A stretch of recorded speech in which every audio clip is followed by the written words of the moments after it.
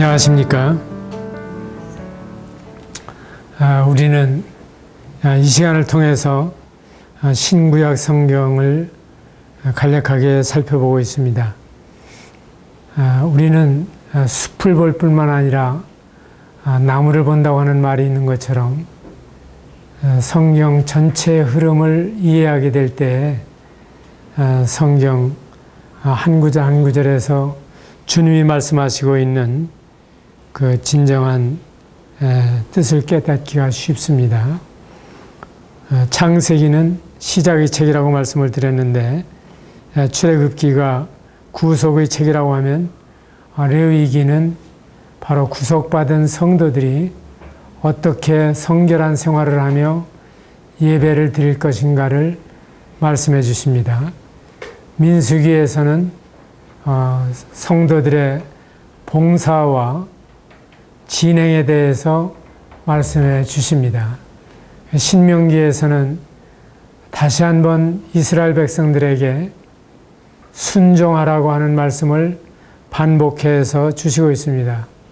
그래서 모세오경을 한마디로 요약한다고 하면 창세기는 시작의 책이요, 출애굽기는 구속의 책이요, 레위기는 예배의 책이요, 민수기는 봉사의 책이요, 신명기는 순종의 책이라고 말씀을 드릴 수 있습니다.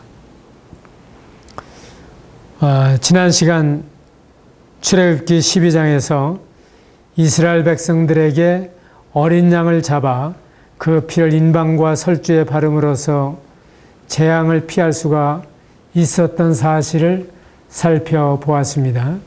그러면 유월절을 경험한 이스라엘 백성들에게 일어나는 다음의 사건은 무엇입니까? 13장에서 하나님께서는 이스라엘 백성과 할례를 받은 이방인들에게 유월절을 행하여 기념해 달라고 당부하셨습니다. 바로 주의 몸과 피를 기념하는 만찬도 이처럼 유월절을 체험한 사람만이 할 수 있는 것입니다. 주님께서 이 만찬을 주가 오실 때까지 기념해 달라고 당부를 하셨는데 이것을 통해서 예수님이 우리를 위해서 죽으셨다고 하는 복음이며 그리고 주님의 오실 때까지 충성하겠다고 하는 맹세입니다. 그 아이언사이드가 미국 베다니 채플에서 주님을 섬기실 때 노방전도를 하는데 한 일본 의학도가 그 복음을 경청했습니다. 그리고 찾아와서 몇 시간 하나님의 말씀을 듣는데 어느 날 만찬 시간에 앉아 있다가 선생님, 제가 이 떡과 잔에 참여해도 좋겠습니까? 그러면서 저는 이 떡과 잔을 통해서 예수 그리스도께서 바로 나의 죄를 담당하시기 위해서 죽으셨고 피 흘려주신 사실을 믿습니다 하고 고백을 했습니다. 그분이 가사마스라고 하는 분으로서 그 미국에서 의대를 마치고 그리고 미국에 돌아와서 최초로 교회를 개척한 1905년에 있었던 일입니다. 우리는 때때로 예배는 하나님께 그리고 교육은 성도들에게 전도는 믿지 않는 사람들에게 하는 것으로 생각하고 이것이 교회의 3대 사역이라고 흔히 이야기를 합니다. 그러나 실제로 만찬상에서도 주님을 발견하고 믿는 이런 경우를 많이 봅니다. 제가 노량진교회에서 있을 때 제 마음에 말라기서 1장의 말씀을 생각을 했습니다. 내 마음이 참 순수하지 못한데 이러한 상태에서 예배를 드린다고 하는 것이 주님 앞에 죄송스럽다는 마음이 들었습니다. 그래서 그날 예배에는 말라기서 1장을 펴서 이를 아비에게 드려보라 간합하겠느냐, 총독에게 드려보라 간합하겠느냐 하는 말씀을 읽었습니다. 그런데 그 말씀을 듣는 어느 성도가 침례 상담을 마쳤던 분이신데, 그러나 그 마음 가운데 확신이 없었던 상태에서 그 말씀을 들으면서 바로 자신이 죄인임을 깨닫고 주님 앞에 자신을 드러냄으로써 진정한 그리스도인이 되었던 경험을 알고 있습니다. 지금 71, 2년경의 일인데 40년이 지난 지금까지도 한결같이 주님을 섬기고 있는 한 성도입니다. 이와 같이 우리는 주님께서 유월절을 행하여 기념해달라고 당부하신 데에는 주님이 영광을 받으시는 데에만 있는 것이 아니라 그걸 통해서 우리에게 실물교훈으로 꾸준히 계속해서 주님을 생각함으로 감동을 받고 주님 앞에 충성을 맹세하며 또한 주님을 제대로 모르는 사람들에게 주님을 알 수 있도록 복음을 전하는 이러한 계기로 사용하신다고 하는 것을 알게 됩니다. 그 14장에는 상당히 이해하기 어려운 말씀이 기록이 되어 있습니다.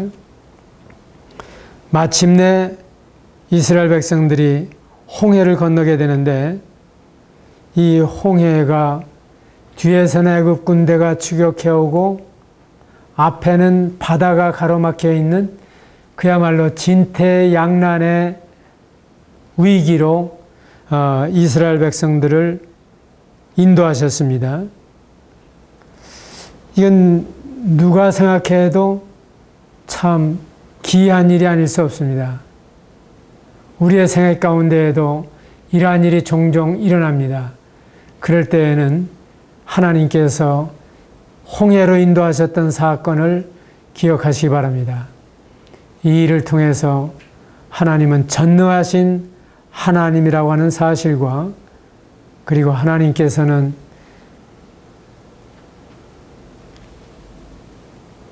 이러한 상황 가운데에서 하나님이심을 증명하고 영광을 받으신다고 하는 사실을 우리는 알게 되는 것입니다.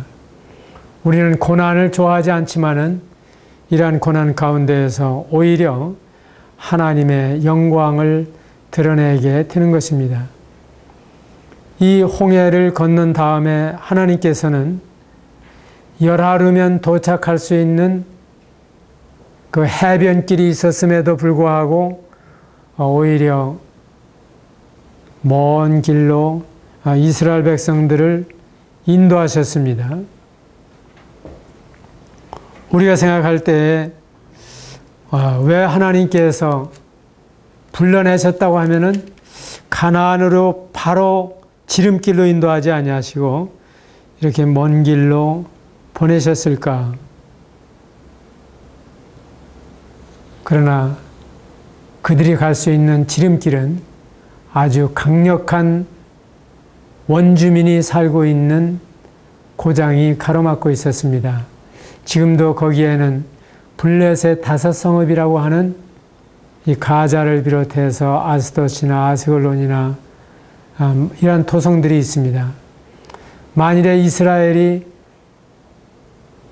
노예 생활을 하던 가운데 비무장 상태로 이러한 강적들을 만나게 됐을 때에는 도로 후퇴할 수밖에 없는 그러한 경우였는데 하나님께서는 이제는 물러설 수 없도록 홍해를 건너게 하시고 그리고 광야를 거쳐서 요단강을 건너가게 하심으로 돌이킬래야 돌이킬 수 없는 길로 안내하신 사실을 우리가 알 수가 있습니다.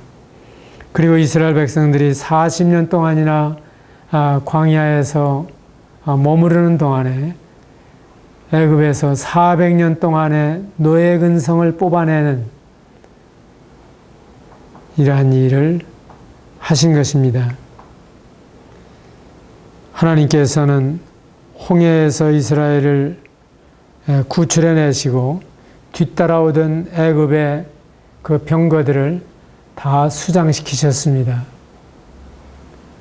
애굽의 병거 바퀴를 제대로 굴러가지 못하도록 극난하게 하셨다 하는 말씀을 볼 수가 있는데, 이러한 말씀을 보게 될 때 현대 기기를 다루는 사람들의 그 손끝 속에서도 하나님께서는 역사하시는 것을 우리는 알 수가 있습니다.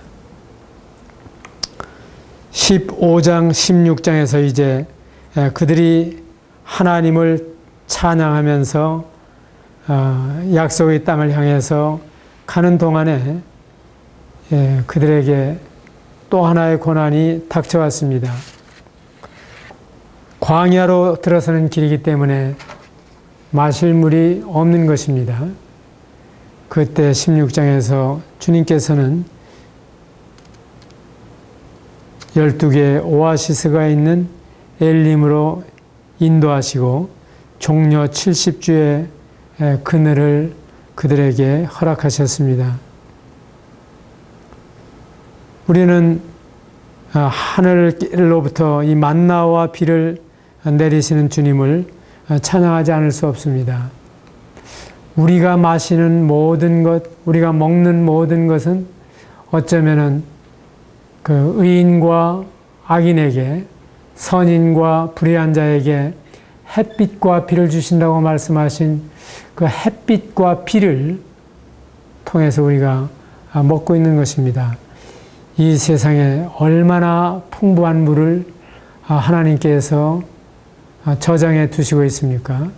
그런가 하면 하나님께서 이 태양을 통해서 빛과 열과 또한 탄소 동화 작용을 통해서 모든 식물들이 생육하고 열매를 맺히게 하시고, 그리고 그러한 것을 모든 동물들이 먹고, 또한 그 모든 동식물을 사람들이 먹으면서 영양과 건강이 되게 하셨습니다.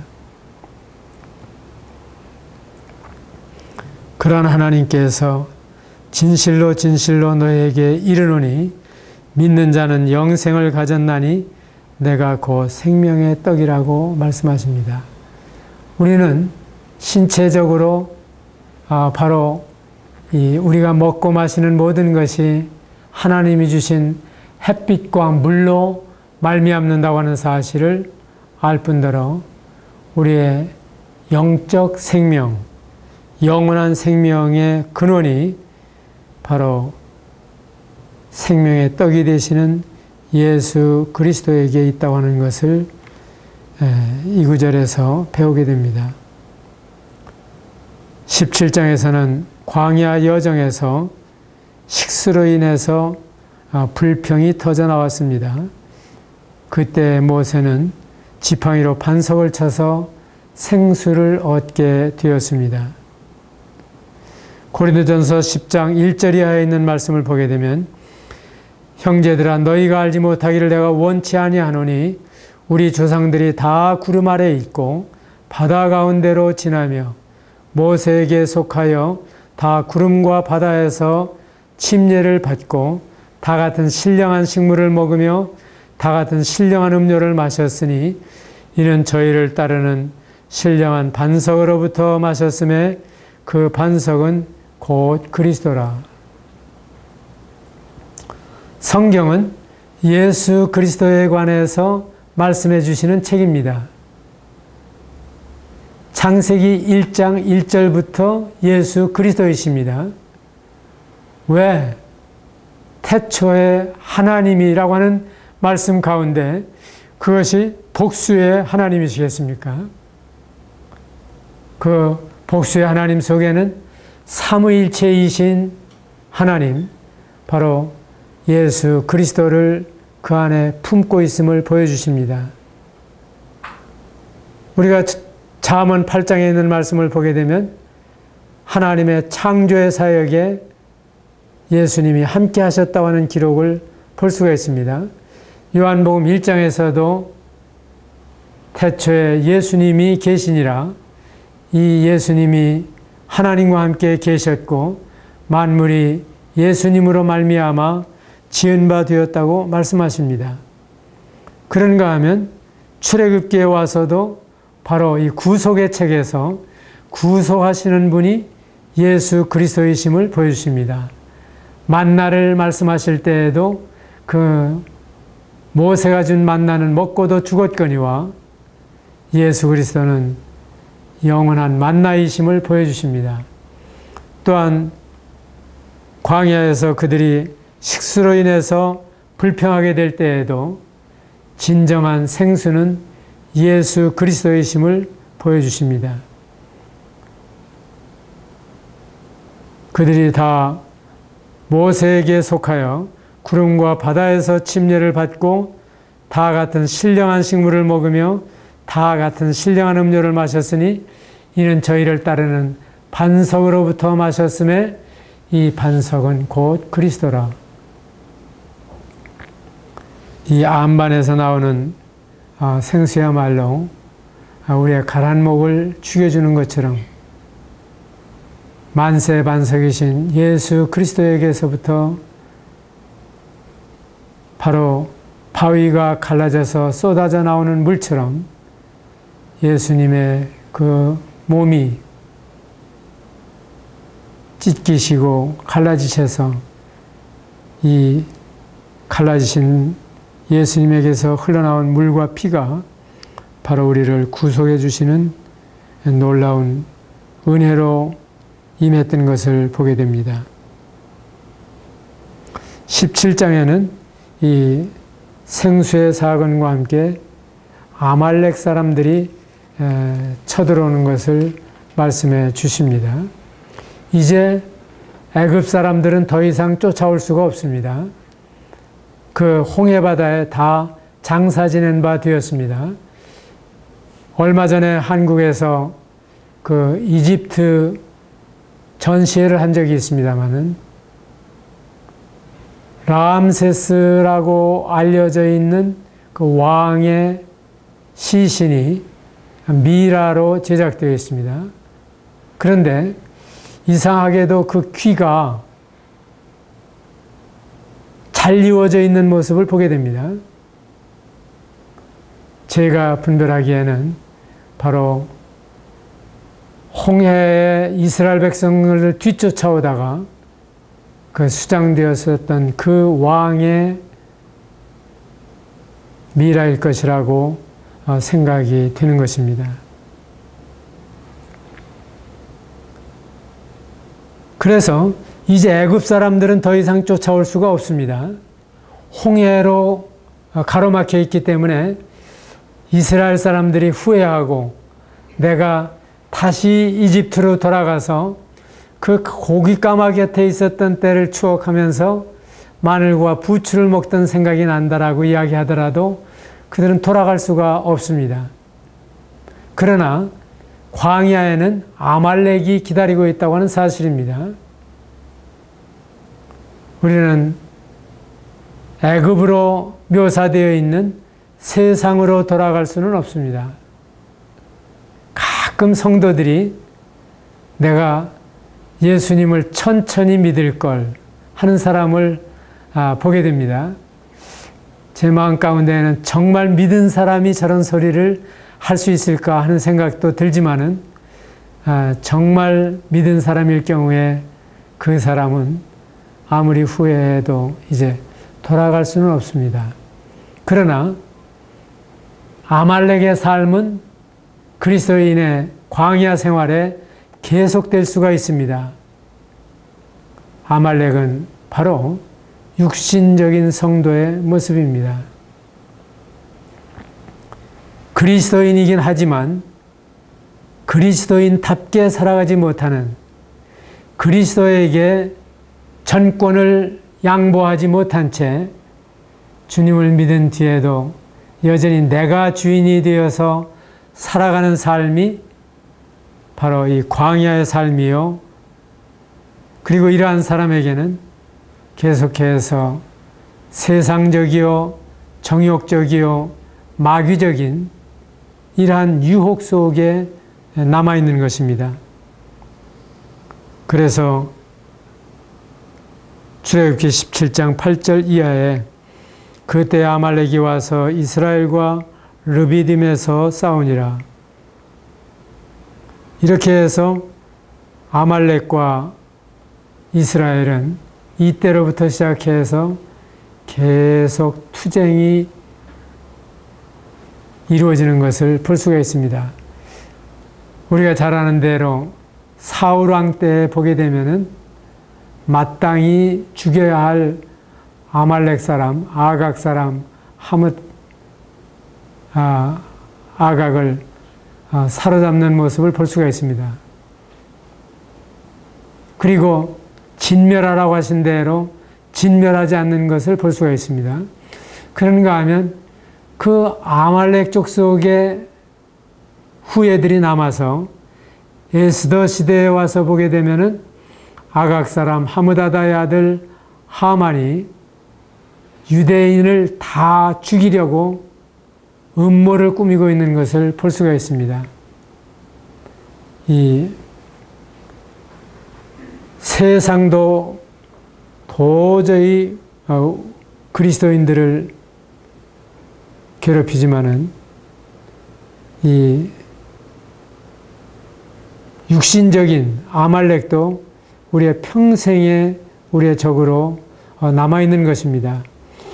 이때에 여호수아가 나가서 싸웠습니다.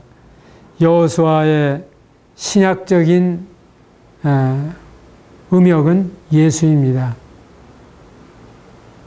그리고 거기에 모세가 손을 들고 있을 때 이스라엘이 이기고 모세가 손을 내리면 아말렉이 이겼습니다.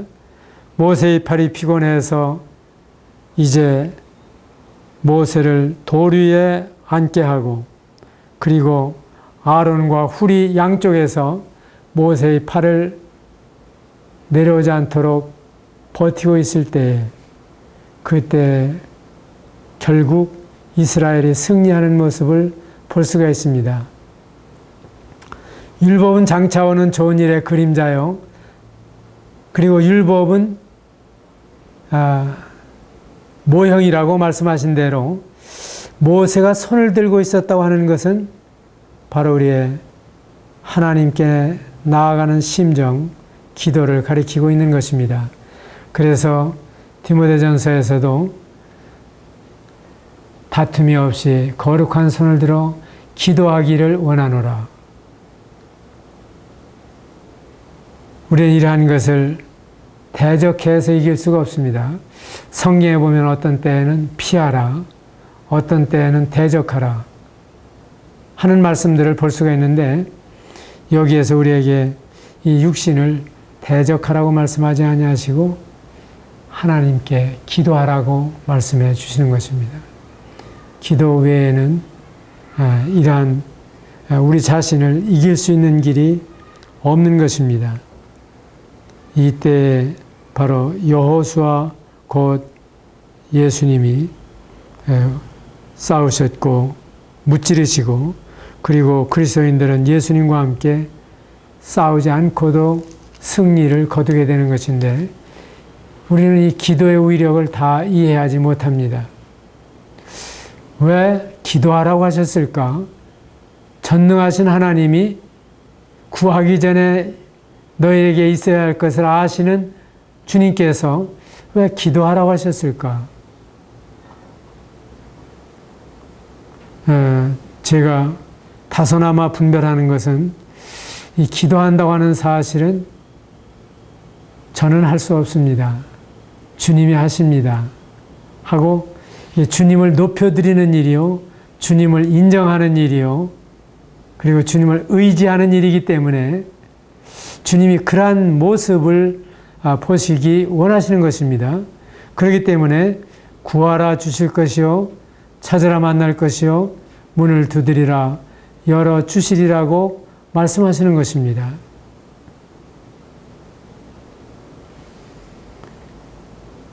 전능하신 하나님이실지라도 우리가 기도하기를 원하시는 그 의도를 이해하시고 여러분들이 때를 따라 기도하시기를 바랍니다. 요즘 저희 교회에서 한 가지 특별히 재미 보는 일이 있습니다. 전도 집회를 몇 년 동안을 해도 구도자가 없어서 민망하기 짝이 없고 어떤 때 온 강사는 아니 구도자가 없이 무슨 전도를 하겠습니까? 하고 오히려 성도들에게 전도하라고 가르치는 집회를 하곤 했었습니다. 그런데 어느 날부터 성도들의 마음을 감동하셨습니다. 참으로 기도 없이는 하나님의 역사를 볼 수가 없다. 그래서 적어도 전도 집회, 전도 캠프를 앞에 두고 50일 전부터 건강이나 특별한 이유로 하실 수 없는 분을 제외하고 한 끼를 금식하도록 선포를 했습니다. 그렇게 해서 집회에 임했을 때 참 주님께서 영혼들을 보내시고 영혼들을 감동하시고 그들이 간절한 마음으로 말씀을 듣고 주님께로 돌아오는 이러한 경험을 하고 있습니다. 하나님의 나라는 말에 있지 않다 하신 대로 구원은 여호와께로 말미암는다고 하신 대로 하나님이 하시는 일이기 때문에 하나님을 움직이는 일은 기도 외에 다른 길이 없다. 지금 모세가 손을 들면 이기고 모세의 손이 내려오면 아말렉이 이겼다고 하는 말씀을 유의하시고 우리의 모든 성도의 삶에서 또한 모든 교회에서 개인적으로 교회적으로 이 기도를 회복하는 역사가 일어나기를 바랍니다. 때때로 교회가 많은 프로그램을 가지고 있지만 마치 기도는 문안 인사와도 같습니다. 시작할 때 기도하고 끝날 때 기도합니다. 마치 하나님 안녕하십니까 하고 인사한 다음에 하나님 안녕히 계십시오 하는 것과 같은 느낌을 받습니다. 모든 집회에서 이 기도는 주를 이루어야 할 것입니다. 18장에 보게 되면 모세의 아내 시보라를 데리고 왔던 그 장인 이드로가 충고하는 모습을 볼 수가 있습니다. 천부장과 백부장 그리고 50부장과 10부장 이러한 사람들을 세워서 백성을 돌보기로 했습니다. 이 문제를 어떻게 분별해야 될까? 사실 하나님의 교회에 얼마나 다양한 은사가 있고 직임이 있습니까? 여기에 따라서 다 적재적소에 세워지게 될 때, 그리고 가르친다고 해도 은사의 분량이 다 다르고 빛깔이 다 다르죠. 복음을 전해도 그 은사의 빛깔과 은사의 분량이 다 다르죠. 그렇기 때문에 다양한 은사와 다양한 분량들이 다 충성스럽게 봉사하게 될 때에 참으로 하나님의 교회가 온전하게 공급을 받을 수가 있을 것입니다. 우리에게 주시는 은사대로 혹 예언이면 믿음의 분수대로, 혹 섬기는 일이면 섬기는 일로, 혹 가르치는 자면 가르치는 일로, 혹 권위하는 자면 권위하는 일로, 구제하는 자는 성실함으로, 다스리는 자는 부지런함으로, 긍휼을 베푸는 자는 즐거움으로, 이렇게 해서 여러 은사가 각각 자기의 맡은 은사대로 직임대로 충성할 때 이 몸은 저절로 세워져 가게 되는 것입니다. 몸에 눈은 2개밖에 주님이 주시지 않았습니다. 그리고 상당히 높은 위치에 두셔서 적어도 전방 180도의 시야를 갖게 하셨습니다. 또한 귀는 이야기를 잘 들을 수 있도록 아주 장치를 잘 해놓으셨습니다. 또한 하나님께서 손발을 우리에게 주셔서 발은 좋은 곳이든 싫은 곳이든 간에 사령탑에서 명령이 내려지는 대로 어디든지 가야 합니다. 그리고 손은 온갖 굳은 것을 다 만지면서 작업을 하도록 하셨습니다. 그렇게 해서 온 몸이 서로를 위해서 일하는 동안에 몸은 자라게 되고 건강하게 되고 그리고 한 몸으로서의 역할을 잘 감당할 수 있게 되는 것입니다. 주님은 아주 어리석을 만큼 자세하게 말씀하셨습니다. 눈이 손더러 손이 발더러 서로가 나는 아니다 라고 이야기할 수 없다고 하는 것은 이것이 한 몸의 지체로 주셨기 때문에 한 지체가 고통을 받으면 온 몸이 고통을 받고 한 지체가 영광을 얻으면 온 지체가 함께 즐거워하는 것처럼 하나님께서 구원해 주신 성도는 교회의 지체요 바로 한 몸에 다 소속되어 있는 것입니다. 그래서 우리는 때때로 부득이 간섭도 하고 책망도 하고 칭찬도 하고 격려도 해서 함께 주님을 섬겨나가는 것입니다. 19장에서 이스라엘 백성들이 시내 광야에 이르렀을 때 하나님께서 애굽 사람들에게 어떻게 행했는가를 그들에게 생각나게 해주시면서 이제 너희들은 오직 하나님의 말씀을 순종하면 제사장 나라가 될 것이다 하고 그들을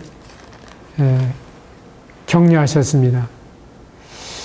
이때 우리가 생각하면 이스라엘 백성이 일제히 응답하여 이르되 여호와께서 명령하신 대로 우리가 다 행하겠습니다. 그 말이 정답인 것 같죠? 백성이 일제히 응답하여 가로되 여호와께서 명령하신 대로 우리가 다 행하리이다. 이건 자신의 분수를 모르는 일입니다. 때때로 우리가 결심도 하고 서원도 합니다. 노력도 합니다. 그러나 우리가 결심하고 우리가 노력하고 우리가 의지를 통해서 해보려고 하는 이러한 일들이 작심삼일로 끝나는 경우가 얼마나 많습니까? 제가 1954, 5년경부터 이 교회에 다니기 시작하면서 그때마다 해가 바뀌면 결심하는 것이 성경을 읽자 하는 것이었습니다.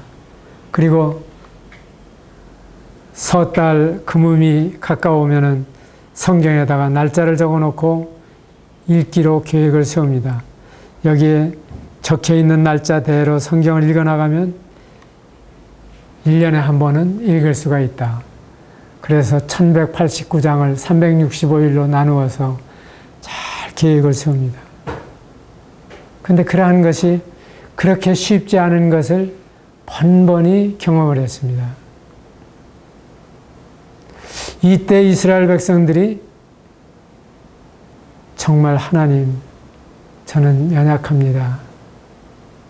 그리고 제가 얼마나 부족한 자인지를 주님께서 아십니다. 그리고 제가 얼마나 죄의 속성과 함께 충성스럽지 못한 자임을 하나님께서 아십니다. 저를 불쌍히 여겨 주십시오. 저를 은혜로 대우해 주십시오.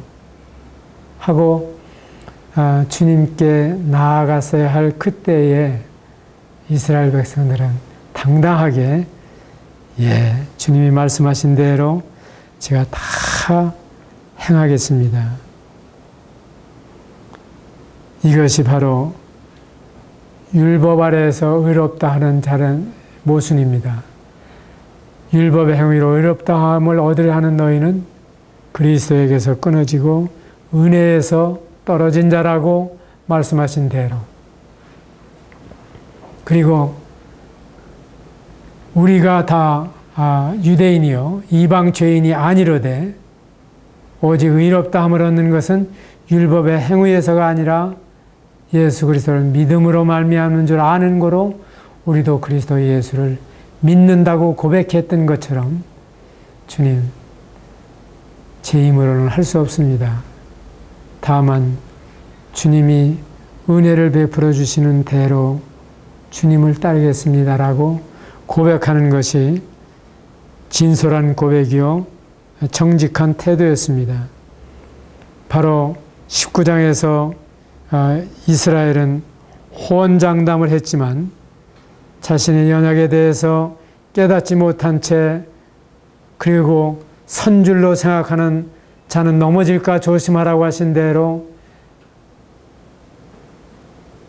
자신을 모른 채 한 이 말이 결국 씨가 되어서 이스라엘에 계속해서 그들의 열매를 먹게 되는 것을 볼 수가 있습니다. 율법은 거룩한 것입니다. 선한 것입니다. 의로운 것입니다. 그리고 지킬 수만 있다면 그렇게 좋을 수가 없습니다. 그러나 율법이 우리를 그리스도에게로 인도하는 초등교사처럼 이것은 우리로 하여금 거울이 되어서 우리가 참 죄인이라고 하는 사실을 가르쳐 주시고, 그리고 이 죄의 문제를 내 스스로 해결할 수 없기 때문에 예수 그리스도께서 너의 죄를 담당해 주시고 십자가에서 죽으셨다고 하는 사실을 가르쳐 주시고자 하는 것입니다. 그런데 이 본래의 목적을 알지 못한 채 율법에 겁없이 덤벼들게 되면 이것은 마치 발뿌리로 돌뿌리를 차는 것과 같은 것입니다. 그래서 우리가 이 19장에서 배울 수 있는 것은 하나님의 능하신 손 아래에서 겸손하라고 하는 것입니다. 이 사건이 있은 다음에 이스라엘은 혹독하게 하나님께서 다루시는 모습이 나타납니다. 19장 이전에는 그들이 불평해도 원망해도 다 은혜로 대우하셨습니다. 아무런 징계가 없이 그들의 필요를 공급해 주셨습니다. 그런데 이제부터 20장에는 십계명을 주시고 상황이 달라지는 것을 볼 수가 있습니다. 우리가 다음 시간에 이 십계명에 관해서 살펴보게 될 텐데 여러분 대부분이 아마 십계명을 외우실 것입니다. 그리고 아직 외우지 못하신 분은 외우시기를 바랍니다. 정말 이것은 만고에 불변하는 우리 인류에 대한 삶의 원칙이요 가치입니다. 이러한 점에서 다음 시간을 기대해 주시기 바랍니다. 감사합니다.